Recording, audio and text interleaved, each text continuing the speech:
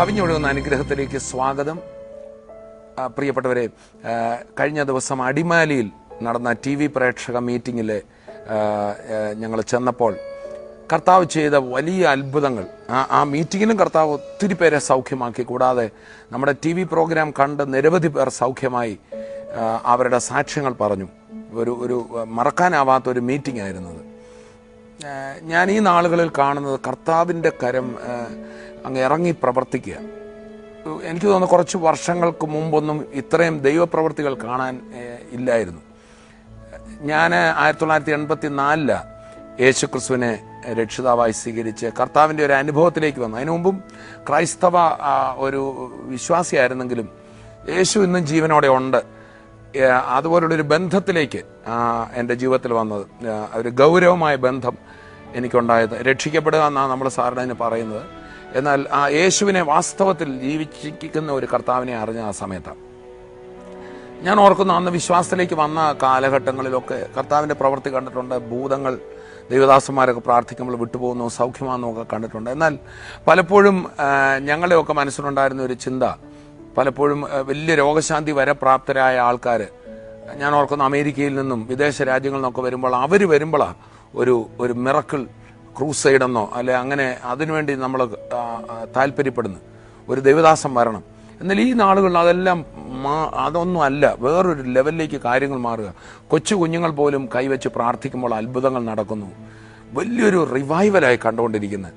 ചിലപ്പോൾ ഞാൻ ഓർക്കാറുണ്ട്, 1-ാം നൂറ്റാണ്ടിൽ നമ്മൾ ബൈബിൾ കാലത്ത് നമ്മളെക്കാൾ അപ്പോസ്തോലിക കാലത്തെ പല കാര്യങ്ങളും നമ്മളെക്കാൾ വളരെ മികച്ചതാണ്. പക്ഷേ ചില കാര്യങ്ങളിൽ അവിടെ പോലും കാണാത്ത നിലയിലുള്ള ദൈവപ്രവൃത്തി കാണുമ്പോൾ ഞാൻ ദൈവത്തെ സ്തുതിക്കുകയാണ്. നമ്മൾ ഇന്ന് ഈ പ്രോഗ്രാം കാണുമ്പോൾ അടിമാലിയിൽ നടന്ന സൗഖ്യങ്ങളും വിടുതലുകളും ഒക്കെ കാണുമ്പോൾ ഒരു കാര്യം ഞാൻ ഓർപ്പിക്കട്ടെ, കർത്താവിൻ്റെ പ്രവൃത്തി നിങ്ങളുടെ സമീപത്തുമുണ്ട്. ഇത് വേറെ ദൂരെയോ ആർക്കോ വേണ്ടി വെച്ചിരിക്കുകയല്ല, നിങ്ങളെയും കർത്താവ് വിടുവിക്കും. നമുക്കിന്ന് TV പ്രേക്ഷക മീറ്റിംഗിൽ കർത്താവ് ചെയ്ത വലിയ കാര്യങ്ങളൊന്ന് കാണുവാനായി അടിമാലിയിലേക്ക് പോകാം.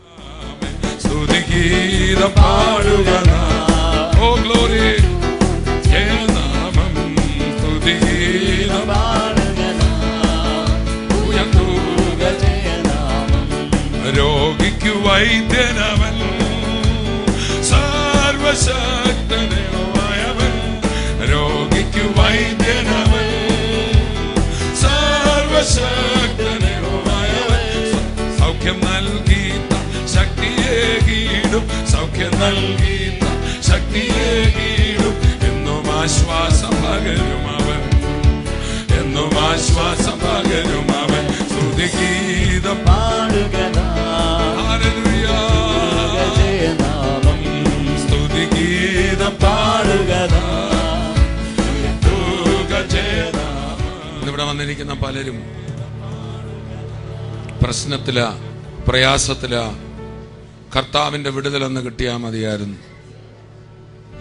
നമ്മുടെ പ്രശ്നങ്ങൾ ഓർത്താ പലരും ഇരിക്കുന്നു.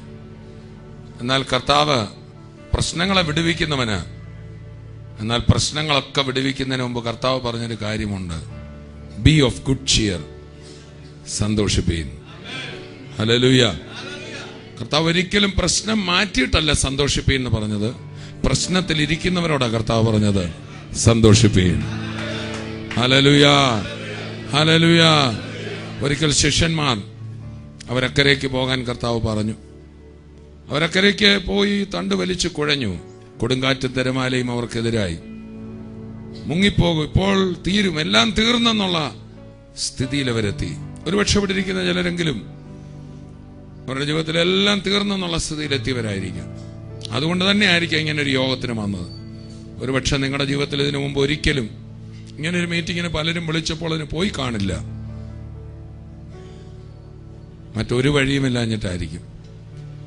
പക്ഷെ കർത്താവ് ആ തകർന്നിരിക്കുന്ന ശിഷ്യന്മാരുടെ അടുക്കൽ കടലിന്മേൽ നടന്നിയെന്ന് ആദ്യം പറഞ്ഞ വാക്ക് ബി ഓഫ് ഗുഡ് ചിയർ, സന്തോഷിപ്പീൻ. ഹല്ലേലൂയ. അതിൻ്റെ അർത്ഥം കർത്താവ് നമുക്ക് ആദ്യം തരുന്നത് തൻ്റെ പരിശുദ്ധാത്മാവിൻ്റെ സന്തോഷമാണ്. അപ്പോസ്തലന്മാര് ജയിലിൽ പിടിച്ചിട്ടു, അവരുടെ കൈയും കാലുമൊക്കെ ആമത്തിലിട്ട് പൂട്ടി. നമ്മളിപ്പോൾ കൈയടിക്കുന്ന പോലെ അടിക്കാനൊന്നും അവർക്ക് ഫ്രീഡം ഇല്ലായിരുന്നു. പക്ഷേ പാതിരാത്രിയായപ്പോൾ ഈ മർമ്മം അറിയാവുന്ന അപ്പോസ്തലന്മാർ അയ്യോ ദൈവമേ ഞങ്ങളെ വിടുവിക്കുകയല്ലേ എന്നല്ല ചോദിച്ചത്. അവർ അർദ്ധരാത്രിക്ക് പാടി കർത്താവിനെ സ്തുതിച്ചെന്ന് എഴുതിയിരിക്കും. ഇവിടെ ഇരിക്കുന്ന പലരുടെയും ജീവിതത്തിന്റെ ചില അർദ്ധരാത്രികളിൽ ഇരുട്ടിലായിരിക്കും. നിങ്ങളുടെ കൈയും കാലും അനക്കാൻ മേലാത്ത സ്ഥിതിയിലായിരിക്കും. മനുഷ്യരെല്ലാം കൂടെ നിങ്ങളെ ബന്ധിച്ചിരിക്കുകയായിരിക്കും. പക്ഷെ അവിടെ കിട്ടിയ സ്വാതന്ത്ര്യത്തിൽ യേശു കർത്താവിനെ സ്തുതിക്കുമ്പോൾ, പിതാവിനെ ആരാധിക്കുമ്പോൾ, പ്രശ്നം മറന്ന് കർത്താവിന്റെ മുഖത്ത് നോക്കി ആരാധിക്കുമ്പോൾ പ്രശ്നത്തിന്റെ ചുരുളുകൾ തന്നെ അഴിയും. ഇന്ന് വാസ്തവത്തിൽ പ്രശ്നത്തെക്കാൾ ഉപരി പ്രശ്നത്തെക്കുറിച്ചുള്ള ഭയമാ നമ്മളെ അലട്ടിക്കൊണ്ടിരിക്കുന്നു. അതുകൊണ്ട് കർത്താവ് ഭയപ്പെടേണ്ട എന്ന് പറഞ്ഞു. ആദ്യ ഭയം മാറട്ടെ, പ്രശ്നം തന്നെ പത്തി മടക്കിക്കോളും. ഇന്നിവിടെ വന്നിരിക്കുന്ന ഓരോരുത്തരോടും ഞാൻ പറയട്ടെ, നിങ്ങൾ എത്ര വലിയ ഭീകര പ്രശ്നത്തിലായിക്കൊള്ളട്ടെ, യേശുവിന്റെ നാമത്തിൽ ഞാൻ പറയാം, നിങ്ങൾ കർത്താവിന്റെ മുഖത്തേക്ക് നോക്കി വിശ്വസിച്ച് സന്തോഷിച്ചാൽ അത് നിങ്ങളെ തൊടില്ല. നിങ്ങളുടെ തലയിൽ ഒരു മുടി പോലും കൊഴിയാൻ എൻ്റെ കർത്താവ് അനുവദിക്കുന്നു. നിങ്ങൾക്കെതിരെ ആരും ഒരു വിരൽ പോലും അനക്കത്തില്ല. ഞാൻ പ്രസംഗിക്കുന്ന കർത്താവ് ജീവനുള്ള കർത്താവ്. നിങ്ങൾ നശിക്കാൻ കർത്താവ് അനുവദിക്കത്തില്ല. നിങ്ങൾ തകരാൻ കർത്താവ് അനുവദിക്കത്തില്ല. എന്റെ കർത്താവ് വാക്ക് മാറാത്തവനാ. കരമടിച്ചുകൊണ്ട് വായി തുറന്ന് ഹല്ലേലൂയ, ആമേൻ. അടുത്തിരിക്കുന്ന ആളോട് പറഞ്ഞ് ആ പ്രശ്നമൊക്കെ ഒന്ന് മറന്ന് ഒന്ന് ആനന്ദിച്ച്, കർത്താവിൽ ഒന്ന് ആനന്ദിച്ച് സന്തോഷിച്ച്. ആ പ്രശ്നം ഓർത്തോണ്ടിരുന്നാൽ അത് വളരും. പക്ഷെ നിങ്ങൾ ആനന്ദിച്ചാൽ പ്രശ്നം തലവണക്കും. അങ്ങനെ കരുതുന്ന ഒരു പിതാവായിട്ടാ യേശു ദൈവത്തെ മനുഷ്യർക്ക് മനസ്സിലാക്കി കൊടുത്തു. അത് ലോകത്ത് വേറെ ആരും പറഞ്ഞു കൊടുത്തില്ല. ദൈവപുത്രന് മാത്രമേ അത് പറയാനൊക്കത്തുള്ളൂ. തൻ്റെ മടിയിലിരിക്കുന്ന ഏകജാതനായ പുത്രൻ വന്നിട്ട് പറഞ്ഞു, നിങ്ങൾ ഉദ്ദേശിക്കുന്ന പോലെ പേടിക്കേണ്ട ഒരാളല്ലത്, മറിച്ച് നിങ്ങളുടെ ചെറുതും വലുതുമായ എല്ലാ ആവശ്യങ്ങളും അറിയുന്ന കരുതുന്ന ഒരു പിതാവ്.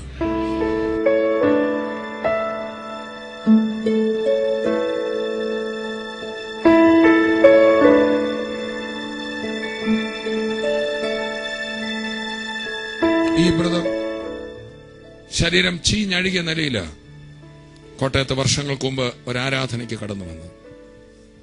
ശരീരം ചീഞ്ഞഴുകിയ നിലയില, ദുർഗന്ധം വമിക്കുന്നവനായി, ആരും അടുക്കാത്ത നിലയിൽ ശരീരം മുഴുവൻ പൊതിഞ്ഞുകെട്ടി ആത്മഹത്യ ചെയ്യണമെന്നുള്ള ഒറ്റ ആഗ്രഹത്തോടുകൂടെ ഏകദേശം 400ഓളം ഡോക്ടർമാർ ഈ മകനെ ഒരു പഠന വിഷയമാക്കി അദ്ദേഹത്തിന്റെ രോഗം എന്താണെന്ന് നോക്കിയത്. ആർക്കും വിടുവിക്കാൻ കഴിഞ്ഞില്ല. നല്ല മീറ്റിംഗിലേക്ക് കടന്നു വരുമ്പോൾ പന്തലിൽ നിന്നൊരു ശബ്ദം, യേശുവിന്റെ ഇമ്പശബ്ദം. ഒരു ദൈവദാസനെ ഉപയോഗിച്ചു തങ്കു ബ്രദർ. പക്ഷേ വന്ന ശബ്ദം യേശുവിന്റെ ഇമ്പശബ്ദവാൻ, മകനെ ബോവസ്, നിന്നെ ഞാൻ സൗഖ്യമാക്കുന്നു. ആ പേര് ചൊല്ലി മകനെ വിളിച്ചു. അന്ന് അവിടെ വെച്ചൊരു ശക്തി ശരീരത്തിലൂടെ കടന്നുപോയി. പ്രത്യേകിച്ചൊന്നും അറിഞ്ഞില്ല. പക്ഷെ 2-3 ദിവസങ്ങൾ കൊണ്ട് വർഷങ്ങളായി ശരീരത്തിലുണ്ടായിരുന്ന അഴുകി മണം വരുന്ന ആ രോഗം മുഴുവൻ, അല്ലേ, എന്റെ അടുത്തൊരു മനുഷ്യന് അടുക്കാൻ കഴിയില്ലായിരുന്നു. എന്റെ ഇത് മാംസത്തിനകത്ത് മുഴുവൻ പഴുപ്പായിരുന്നു. ഇവിടെ ഞെക്കി കഴിഞ്ഞിട്ടുണ്ട്, ഇവിടെ പഴുപ്പ് വരും. ഞാൻ എന്നാ ആ മീറ്റിംഗ് നടക്കുന്ന ആ ഗ്രൗണ്ടിലേക്ക് ഞാൻ കയറുമ്പോൾ എന്റെ കാലും നിലത്തൊന്ന് അമർത്തി ശരിക്കൊന്ന് ചവിട്ടി കഴിഞ്ഞിട്ടുണ്ടെങ്കിൽ ഈ മസിൽസിൽ നിന്നെല്ലാം പഴുപ്പും ചലവും ഇങ്ങനെ ഒഴുകി ഇറങ്ങുമായിരുന്നു. എന്റെ തലയിൽ ഒരൊറ്റ മുടിയില്ല, കണ്ണ് ശരിക്കും കാണാൻ കഴിയത്തില്ല. ആ സിറ്റുവേഷനിലാണ് ഞാൻ അങ്ങോട്ട് കയറി ചെന്നത്. അവിടെ വെച്ച് ഞാൻ ഏറ്റവും ബാക്ക് സൈഡിൽ ഞാൻ നിൽക്കുന്ന സമയത്ത് അന്ന് തങ്കു ബ്രദർ ഇങ്ങനെ വിളിച്ചു പറഞ്ഞു, ഇവിടെ പ്രാർത്ഥിക്കും, ഒരുപാട് രോഗികൾ ഇവിടെ സൗഖ്യമാകുമെന്ന് അവിടെ വിളിച്ചു പറഞ്ഞു. അവിടെ പ്രാർത്ഥിച്ചു കഴിഞ്ഞപ്പോൾ ഒത്തിരി രോഗികൾ അവിടെ സൗഖ്യമായി. എന്റെ ചുറ്റും രോഗസൗഖ്യങ്ങൾ നടന്നു. പക്ഷെ ഞാൻ എന്റെ എനിക്ക് മാത്രം സൗഖ്യമായില്ല. പക്ഷെ എന്റെ ഹൃദയത്തിൽ ഞാൻ വിചാരിച്ചു, എനിക്ക് ഒരിക്കലും യേശുവിന്റെ അടുക്കൽ ചെല്ലാൻ കഴിയത്തില്ല. ദൈവത്തിന്റെ അടുക്കൽ എനിക്ക് ഒരിക്കലും ചെല്ലാൻ ഒരിക്കലും എനിക്ക് കഴിയത്തില്ല. അത്ര മ്ലേച്ഛമായിട്ടുള്ള ഒരു ജീവിതമായിരുന്നു എന്റേത്. പെരുമ്പാവൂർ ടൗണിൽ വെള്ളമടിച്ച് വീട്ടിൽ പോകാതെ എത്രത്തോളം മ്ലേച്ഛമായി നടക്കാമോ അത്രത്തോളം നടന്ന വ്യക്തിയാ ഞാൻ. എന്റെ മനസ്സിൽ ഞാൻ അങ്ങനെ വിചാരിച്ചുകൊണ്ടിരിക്കുന്ന ആ സമയത്ത് തങ്കു ബ്രദർ അന്ന് സ്റ്റേജിൽ നിന്ന് വിളിച്ചു പറയാ, ബോവസെ, യേശു നിന്നെ സ്നേഹിക്കുക, യേശു നിന്നെ സൗഖ്യമാക്കുക. എന്റെ ക്വാളിഫിക്കേഷൻ നോക്കാതെ, എന്റെ യോഗ്യത നോക്കാതെ 400 ഡോക്ടർമാർക്ക് ചികിത്സിച്ചിട്ട് അവർക്ക് ആർക്കും തരാൻ കഴിയാത്തത് ഒരൊറ്റ നിമിഷം കൊണ്ട് സൗജന്യമായി അന്ന് അവിടെ വെച്ച് യേശു എന്നെ വിടുവിച്ചു. ആ ദിവസങ്ങളിൽ തന്നെ ഇതെല്ലാം ഓക്കെ ആയി. അവിടെ വെച്ച് പെട്ടെന്ന് എന്റെ വ്രണങ്ങളെല്ലാം കരിഞ്ഞു പോകുകയല്ല ചെയ്തത്. തലേ ദിവസം രാത്രി ഞാൻ ആത്മഹത്യക്ക് വേണ്ടി ശ്രമിച്ചതാ. അന്ന് ഗുണ്ടകൾ എന്റെ വീട്ടിൽ വന്ന് വലിയ പ്രശ്നങ്ങൾ ഉണ്ടാക്കി. എന്റെ പപ്പയും മമ്മി ഇരുന്ന് കരയുന്നത് കണ്ടപ്പോൾ എന്റെ ഹൃദയം പൊട്ടിപ്പോയി. അന്ന് എന്റെ ബിസിനസ് വലിയ തകർച്ചയില്ല, വലിയ ബാധ്യതയായിരുന്നു. ഞാൻ ഈ ഹോസ്പിറ്റലിൽ 40 ദിവസം ഞാൻ ഹോസ്പിറ്റലിൽ കിടന്ന് വീട്ടിലേക്ക് വന്നപ്പോൾ ഓരോ ദിവസവും ചെല്ലുന്തോറും ഓരോ ദിവസം രാവിലെ ഞാൻ കടം മേടിച്ചിരിക്കുന്ന ആളുകൾ ഓരോന്നാ എന്റെ വീട്ടിൽ വരാൻ തുടങ്ങി. ഒരു ദിവസം രാത്രി 8 മണിയായപ്പോൾ ഒരു വണ്ടി നിറച്ചു ഗുണ്ടകൾ എന്റെ വീട്ടിലേക്ക് ഓടിക്കേറി വന്നു. അവർ നേരം വെളുക്കുന്നത് വരെ എന്റെ വീട്ടില് അവർ വലിയ പ്രശ്നങ്ങൾ ഉണ്ടാക്കി. ഒരു വീട്ടിൽ കയറി അപമര്യാദയായി എത്രത്തോളം പെരുമാറാമോ അതുപോലെ എല്ലാം അവർ എന്റെ വീട്ടിൽ ചെയ്തു. അന്ന് രാത്രി നേരം വെളുക്ക ഏകദേശം 3 മണി ആകുന്ന ആ സമയത്ത് അവരെല്ലാവരും പോയി. അതിന് ഞാനൊരു തീരുമാനമെടുത്തു, ഇനി ആത്മഹത്യ മാത്രം. അങ്ങനെ ആത്മഹത്യക്ക് തീരുമാനമെടുത്ത ആ ദിവസമാണ് പ്രാർത്ഥനയ്ക്ക് വരുന്നത്. അന്ന് അതിന്റെ പിറ്റേ ദിവസം രാവിലെ എന്റെ സിസ്റ്റർ എന്നെ കോട്ടയത്ത് നിന്ന് വിളിക്കുക. എന്നെ കോട്ടയത്ത് നിന്ന് വിളിച്ചിട്ട് പറഞ്ഞു ഒരു വൈദ്യനെ കാണാൻ വേണ്ടിയിട്ട് അന്ന് ഞാൻ കോട്ടയത്ത്. അങ്ങനെ വന്ന് ഈ പേര് ചൊല്ലി വിളിച്ച് അന്ന് ശരീരത്തിൽ എന്തു മാറ്റം ആദ്യം എന്തെങ്കിലും അനുഭവിച്ചു? അത് ആ ദിവസങ്ങളിലാണോ വിടുതലായത്? അതെ. അന്ന് ശരിക്കും പറഞ്ഞിട്ടുണ്ടെങ്കിൽ എന്റെ ഹൃദയത്തിലേക്ക് ഒരു വലിയൊരു സമാധാനം, വലിയൊരു സന്തോഷം, അത് എന്റെ ജീവിതത്തിൽ ആദ്യം ഉണ്ടായത്. അത് കഴിഞ്ഞ രോഗസൗഖ്യം എനിക്ക് കിട്ടിയത്. തുടർന്ന ദിവസങ്ങൾ ഓരോ ദിവസം ചെല്ലുന്നതോടെ എന്റെ വ്രണങ്ങളെല്ലാം കരിയാൻ തുടങ്ങി. അങ്ങനെ ഏകദേശം ഒരു 20 ദിവസം കൊണ്ട് പരിപൂർണമായിട്ട് ഞാൻ സൗഖ്യമായി. എത്ര നാളത് ഉണ്ടായിരുന്നു? ഏകദേശം 1 വർഷത്തോളം. 1 വർഷത്തോളം ഉണ്ടായിരുന്നത്. യേശുവിന്റെ കരസ്പർശം എത്തുമ്പോൾ ആ നിമിഷം മുതൽ വിടുതലായി, പൂർണ്ണ സൗഖ്യമായി. ഇന്ന് ഈ മകൻ നല്ലൊരു ബിസിനസ്സുകാരനും കർത്താവിന്റെ സുവിശേഷം അറിയിക്കുന്ന ഒരു മകനുമാണ്. ഇവിടെ വന്നിരിക്കുന്ന ആരും കഥ പറയാൻ വന്നതല്ല, അവൻ ജീവിക്കുന്ന കർത്താവ്. ഇതാ ലോകത്തിന്റെ പാപത്തെ ചുമക്കുന്ന ദൈവത്തിന്റെ കുഞ്ഞാടെന്ന് പറഞ്ഞെങ്കിൽ ഞാൻ വീണ്ടും വിളിച്ചു പറയട്ടെ, അവൻ നിനക്കായി ഉയർത്തെഴുന്നേറ്റ് ജീവിക്കുന്നു. നിന്റെ പാപം മാത്രമല്ല, നിന്റെ രോഗവും നിന്റെ ശാപവും തകർച്ചയും വിടുവിക്കുന്ന ഒരു കർത്താവ്. വിശ്വസിച്ചാൽ നീ ദൈവത്തിന്റെ മഹത്വം കാണും. കരമടിച്ച് നമുക്ക് കർത്താവിനെ സ്തുതിക്കാം. തോസട്ടൂരെ, ഈ സഹോദരൻ മദ്യപാനവും കടഭാരവും കാരണം ആത്മഹത്യ ചെയ്യാൻ വേണ്ടി, കുടുംബമായിട്ട് ആത്മഹത്യ ചെയ്യാൻ വേണ്ടി ഇരിക്കുന്ന സമയത്താണ് നമ്മുടെ ടി വി പ്രോഗ്രാം കാണുകയും തങ്കപ്രദനും തോസട്ടൂരിന്റെ സാക്ഷ്യം കേൾക്കുകയും ചെയ്ത് അന്ന് കർത്താവിനെ സ്വന്തരക്ഷമായി സ്വീകരിച്ചു. തന്റെ ആത്മഹത്യ ചിന്ത മാറിപ്പോയി. തന്റെ ഹൃദയത്തിൽ ഒത്തിരി സമാധാനമായി. കർത്താവ് അങ്ങനെ ഈ സഹോദരനെ വിടുവിക്കാൻ വേണ്ടിയായി. ഒരിക്കൽ സാക്ഷ്യം പറഞ്ഞു, എന്തായിരുന്നു ആ സംഭവം? ഞാൻ ബിസിനസ് ചെയ്ത് ഫെയിലിയറായി. മദ്യപാനം, കുടുംബത്തിലെ വഴക്ക്, അവകാശ പ്രശ്നങ്ങൾ എല്ലാം കൂടെ തകർന്ന് മുന്നോട്ടോട് അടിവെക്കാൻ പറ്റാത്തൊരവസ്ഥ. അതായത് ജീവിക്കാനും പറ്റുന്നില്ല, മരിക്കാനും പറ്റുന്നില്ല. ഭാര്യയും മക്കളെ എങ്ങനെ കൊല്ലും? അങ്ങനെ വിഷമിച്ചിരിക്കുമ്പോൾ ഇന്ന് രാത്രി ഇത് ചെയ്യണം, അല്ലെങ്കിൽ പറ്റില്ല. ഇന്ന് രാത്രി അവരെ കൊന്നിട്ട് ആത്മഹത്യ ചെയ്യണം, എന്നാൽ മാത്രം ഞാൻ രക്ഷപ്പെടുകയുള്ളൂ. അങ്ങനെ നിൽക്കുമ്പോൾ തോമസ് ബ്രദറും തങ്കു ബ്രദറും കരങ്ങൾ കൂട്ടിപ്പിടിച്ചിട്ട് നിങ്ങളുടെ സാക്ഷ്യങ്ങൾ പറയണേ. യേശു ജീവിക്കുന്നു, ജീസസ് ഇസ് അലൈവ്, അവൻ നിന്നെ രക്ഷിക്കാൻ മതിയായവൻ. ആ ഒരു ഉറപ്പ് വന്നപ്പോൾ പെട്ടെന്ന് ആ ഒരു സെക്കൻഡിൽ തന്നെ എന്റെ തോട്ട് മാറണേ. അല്ലെങ്കിൽ ഞാൻ അന്ന് രാത്രി കൊല്ലും. എന്റെ ഭാര്യയുടെ മക്കളെ കൊല്ലാനായിട്ട് ഞാൻ മുറിയിലേക്ക് പോകുന്നതിന് മുമ്പാണ് ഈ TV കണ്ടോണ്ടിരിക്കുന്നത്. സ്തോത്രം. ആ സംഭവം കേട്ട അപ്പൊ തന്നെ എന്റെ ആ മൈൻഡ് മാറുക. കാര്യം നിനക്ക് വേണ്ടിയാണ് യേശു മരിച്ചത്. Is alive for you. ആ ഒരു ശബ്ദമായൊരു ശബ്ദം, യെസ്, അതങ്ങോട്ട് കേൾക്കലും എന്റെ മനസ്സ് പെട്ടെന്ന് മാറിയ. ഞാൻ എന്തിനാ മരിക്കണം? യേശു മരിച്ചില്ലേ? ആമേൻ, ഞാൻ ജീവിക്കും. ആമേൻ. എന്റെ കടബാധ്യത അവൻ മാറ്റിത്തരും. എന്റെ ജീവിതം അവൻ റീസ്റ്റോർ ചെയ്യും. എന്റെ വൈഫിന്റെ ഹാർട്ടിന്റെ വാൽവിന്റെ പ്രോബ്ലം ഉണ്ടായിരുന്നു. ലൂർദിലെ ജോർജ് തയ്യൽ ഡോക്ടർ പറഞ്ഞത് she must take medicine at least for 5 to 10 years എന്ന് പറഞ്ഞ. പക്ഷെ കർത്താവിന് വേണ്ടി ഹൃദയം കൊടുക്കാനാണ് പറഞ്ഞത്. നേർച്ചയും കാഴ്ചയും കൊടുക്കാനല്ല പറഞ്ഞത്, ഹൃദയം കൊടുക്കാനാണ് പറഞ്ഞത്. ഹൃദയം കൊടുത്തപ്പോൾ എന്റെ ആത്മഹത്യ മാറി, എന്റെ ഭാര്യയുടെ അസുഖം മാറി, എന്റെ സ്വർണങ്ങളെല്ലാം പല സ്ഥലത്തും പണയം വെച്ചിട്ടുണ്ടായിരുന്നു. അത് എടുക്കാൻ ചെന്നപ്പോ അവര് പറഞ്ഞാ, നിങ്ങൾക്ക് മുമ്പും നിങ്ങൾക്ക് ശേഷം വെച്ച ആൾക്കാരെയൊക്കെ ഞങ്ങൾ ലേലം വിളിച്ച് വിറ്റുന്നു, നിങ്ങളുടെ സ്വർണം വിൽക്കാൻ കഴിഞ്ഞില്ല.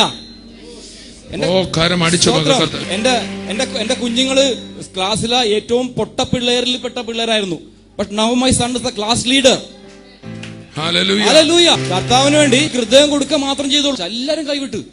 ആ അവസ്ഥയിലാണ് യേശുവിനെ ഞാൻ പറഞ്ഞത്. ഞാൻ ക്രിസ്ത്യാനിയാ, ഫോട്ടോ വെച്ച് അരമയുടെ പുറകിലാണ് താമസിക്കണം. അതോടുകൂടെ ഹൃദയത്തിന് സമാധാനം, സകല ബുദ്ധിയും കഴിഞ്ഞുള്ള സമാധാനം. ഈ കടഭാരങ്ങളൊക്കെ മാറി, കടഭാരങ്ങൾ മാറാൻ എന്റെ വീട്ടിൽ എനിക്ക് സ്വത്ത് വന്നു. അതുവരെ എന്നെ വീട്ടിൽ കയറ്റുണ്ടായില്ല. എന്റെ സ്വഭാവം മോശമായോണ്ട് വീട്ടിൽ കയറണമെന്ന് പറഞ്ഞ കർത്താവിനെ സ്വീകരിച്ചപ്പോൾ വീതം തന്നു, വിടുതൽ വന്നു.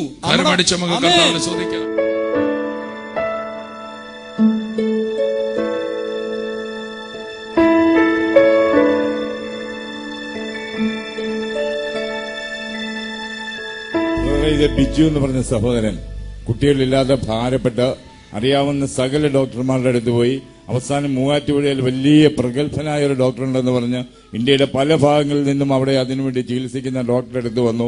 ആ ഡോക്ടറെ അടുത്ത് വന്നപ്പോഴും പറയുന്നത് മൂന്നാമത്തെ പ്രാവശ്യം ഗർഭിണിയായിരുന്ന അവസ്ഥയിൽ 2 പ്രാവശ്യം അബോർഷനായി പോയി. ഈ കുഞ്ഞും മരിച്ചേ കിട്ടുള്ളൂ എന്ന് പറഞ്ഞു കഴിഞ്ഞപ്പോഴത്തേക്ക് ആകെപ്പാട് നിരാശയോടെ വിഷമിച്ചിരുന്നപ്പോൾ ഒരു സഹോദരി വന്ന് ഈ സഹോദരനോട് പറഞ്ഞു, ഇങ്ങനെ ഒരു പ്രാർത്ഥനയുണ്ട്, ആ പ്രാർത്ഥനയ്ക്കൊന്ന് വാ സഹോദര എന്ന് പറഞ്ഞു. അങ്ങനെ ഈ സഹോദരൻ മൂവാറ്റുപുഴയിൽ ചെല്ലുന്നു. മൂവാറ്റുപുഴയിൽ വെച്ച് പ്രാർത്ഥിക്കുന്നു. സഹോദരന് ആ പറഞ്ഞ മരിച്ചേ കിട്ടുള്ളൂ എന്ന് പറഞ്ഞ ആ കുഞ്ഞിനെ 2 ആഴ്ച മുമ്പ് ആ കുഞ്ഞിനെ കയ്യിൽ ആരോഗ്യത്തോടു കൂടി തന്നെ കർത്താവ് കൊടുത്തു. അപ്പോൾ ആ കുഞ്ഞ് സഹോദരനുണ്ട്. 3 വർഷമായി എൻ്റെ കല്യാണം കഴിഞ്ഞിട്ട്. 3 വർഷം 2 പ്രാവശ്യം ഗർഭിണിയായി. 1 പ്രാവശ്യം ട്യൂബിലായിപ്പോയി, 1 പ്രാവശ്യം അബോർഷനായിപ്പോയി.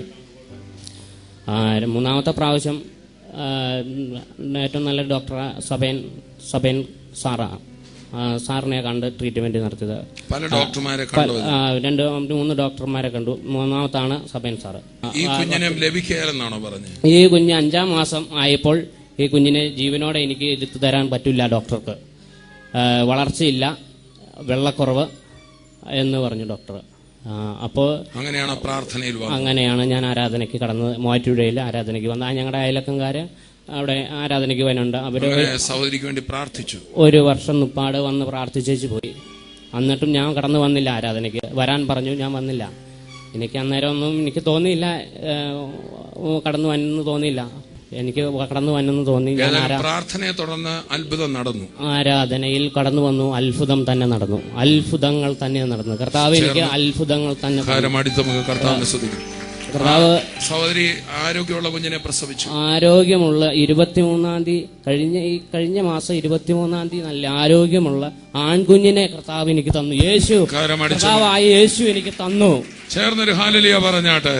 കുറെ നാളായിട്ട് അലർജി ഉണ്ടായിരുന്നു. ഇന്നലെ വൈകിട്ടത്തെ TV പ്രോഗ്രാമിൽ തോമസ് രോഗികൾക്ക് വേണ്ടി പ്രാർത്ഥിച്ചപ്പോൾ ആ അലർജി പൂർണ്ണമായിട്ട് മാറി. എന്റെ ഭർത്താവ് എന്നോട് പറഞ്ഞു, നീ അടിമാലിക്ക് മീറ്റിങ്ങിന് പോയണ ഈ തണുപ്പൊക്കെ അടിച്ച് നിനക്ക് വീണ്ടും അസുഖം കൂടുമെന്ന് പറഞ്ഞു. ഞാൻ പറഞ്ഞു, അങ്ങനെയൊന്നും വരൂല, എന്റെ കർത്താവ് എന്നെ വിടുവിക്കാൻ തയ്യാറുള്ളവനാ, പിന്നെ ഞാൻ എന്തിനാ ഭാരപ്പെടുന്നത്? എങ്ങനെയായാലും രാവിലെ ഞാൻ 6:30. അപ്പൊ എന്നോട് ഡോക്ടർ പറഞ്ഞിട്ടുണ്ടായിരുന്നു. ഇന്നലെ പ്രാർത്ഥിച്ചായിരുന്നോ TV പ്രോഗ്രാം?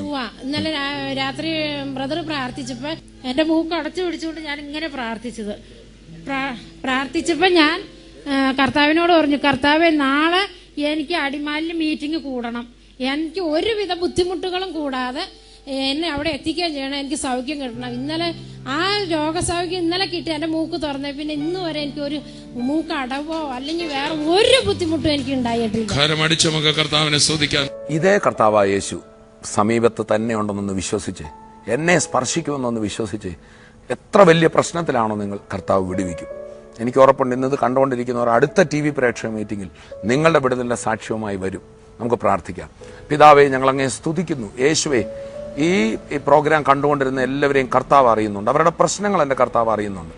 ഇപ്പോൾ തന്നെ എൻ്റെ യേശുവിൻ്റെ കരം നീട്ടി അവരെ വിടുവിക്കണമേ യേശുവിൻ്റെ നാമത്തിൽ. ഞാൻ ഇത് പറഞ്ഞുകൊണ്ടിരിക്കുമ്പോൾ വിലപ്പെട്ട എന്തോ ഒരു വസ്തു നഷ്ടപ്പെട്ടു പോയിട്ട്, വളരെ വിലപിടിപ്പുള്ള എന്തോ ഒന്ന് നഷ്ടപ്പെട്ട് വലിയ ഭാരത്തിൽ അത് തിരിച്ചു കിട്ടിയില്ലെങ്കിൽ വലിയ ബുദ്ധിമുട്ടിലിരിക്കുന്ന ആരോ എന്നെ കേൾക്കുന്നു. വിശ്വസിച്ചോ, നിങ്ങൾക്ക് അതിലൊന്നുപോലും നഷ്ടപ്പെടാൻ നിങ്ങൾക്ക് മടക്കി കിട്ടും. യേശുവിൻ്റെ നാമത്തിൽ എൻ്റെ കർത്താവിൻ്റെ കരം അവിടെ പ്രവർത്തിച്ചതിനായി സ്തോത്രം. ഇത് സാക്ഷ്യമായി തീരട്ടെ കർത്താവെ. ഇവിടെ കേട്ടുകൊണ്ടിരിക്കുന്ന ഓരോ മക്കളെ യേശുവിൻ്റെ നാമത്തിൽ അനുഗ്രഹിക്കുന്നു. പ്രാർത്ഥന കേട്ടതിനായി നന്ദി. യേശുവിൻ നാമത്തിൽ തന്നെ ആമേൻ.